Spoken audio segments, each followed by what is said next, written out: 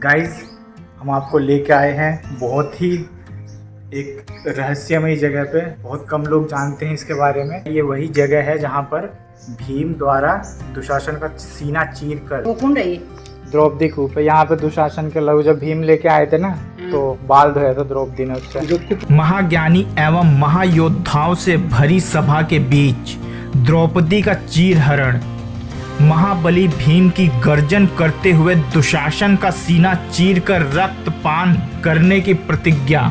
कि जब तक रणभूमि में इस दुशासन की छाती चीरकर इसका लहू नहीं पी लूंगा, अपने पूर्वजों को अपना मुंह दिखाऊंगा। दुशासन के लहू से केश धोने की द्रौपदी की प्रतिज्ञा। भला इन सभी घटनाओं को कौन भूल सकता है। आज हम आपको लेकर आए हैं इसी घटना से संबंधित स्थान पर। Hi guys, welcome back to our YouTube channel V two experts.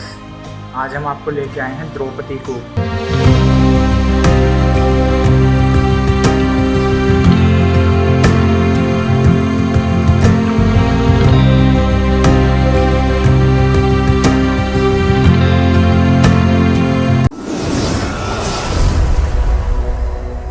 देश की राजधानी दिल्ली से 170 किलोमीटर दूर कुरुक्षेत्र में स्थित है द्रौपदी कूप। यह वह स्थान है जिसे महाभारत कालीन होने का गौरव प्राप्त है।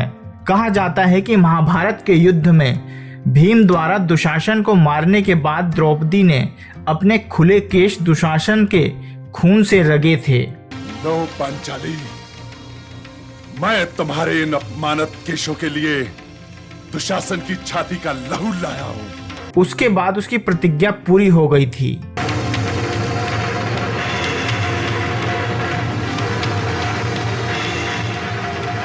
गाइस, हम आपको लेके आए हैं बहुत ही एक रहस्यमयी जगह पे। बहुत कम लोग जानते हैं इसके बारे में, द्रौपदी कूप। आइए आप लोगों को भी दर्शन कराते हैं द्रौपदी कूप का।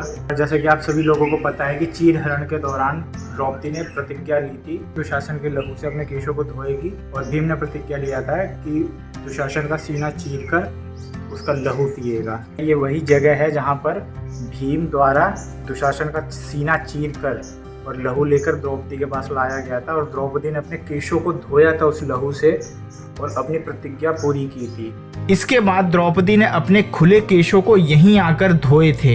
यही कारण है कि यह स्थान वर्तमान में द्रौपदी कूप के नाम से जाना जाता है। द्रौपदी कूप है। यहाँ पे दुशासन के लहू जब भीम लेके आए थे ना, तो बाल धोया था द्रौपदी ने उससे, प्रतिज्ञा पूरी की थी अपनी। इस प्राचीन स्थान पर आने पर आपको फील होगा कि वह भयानक भयावह कुरुक्षेत्र का दृश्य कैसा होगा जब भीम ने दुशासन का सीना चीरकर उसका रक्त पिया होगा। कुरुक्षेत्र में आने वाले श्रद्धालु इस स्थान को देखने अवश्य आते हैं। इसी स्थान पर वर्तमान में भीम पुत्र घटोत्कच के पुत्र बर्बरिक की प्राचीन मूर्ति भी स्थापित है। यहाँ पर यह उल्लेखनीय है कि बर्बरिक के पास ऐसी गुप्त धनुष विद्या थी जिससे वह किसी भी सेना को अकेले ही जीत सकता था। त्रिकालदर्शी भगवान श्री कृष्ण जानते थे कि अगर बर्बरिक ने इस युद्ध में भाग ले लिया तो इस धर्म युद्ध महाभारत का संतुलन बिगड़ जाएगा और युद्ध का कोई भी उचित परिणाम नहीं निकलेगा। इसीलिए श्री कृष्ण ने बर्बरिक को वचनों में बांधकर उसका सिर मांग लिया था, लेकिन उसने कहा कि मैं तो महाभारत का युद्ध देखना चाहता हूँ। फिर श्री कृष्ण ने कहा कि तुम महाभारत का युद्ध पूरा देख सकोगे।